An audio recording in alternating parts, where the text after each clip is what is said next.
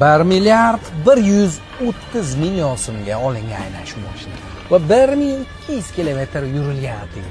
1200 tasavvur qiling, bitta polniy bak benzin degandek gap. Nech pulga berib yuborsalar insofdan bo'ladi. Siz xolis etingda, yaqindagina olingan. Biznes klass mashina yoki Kia'ni eng biznes klass mashinalaridan. Prezidentskiy mashinalarda borsa ham bo'ladi.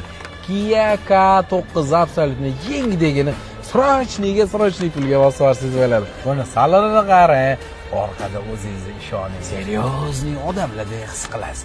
Dirdi-ku o'zi seriozniy odamsiz-ku. Mashina bosib yuboringlar, bittada ketib qoladi. Chunki hozir avtosalonga borib olaman desangiz ham, kakras avtosalonda yo'q bu mashinalar. Bularning eng oxirgi chiqqani o'sha 2023 kuzovlar va 2025-yilda olingan. O'sha yaqinda olinganlarning hammasi 2023.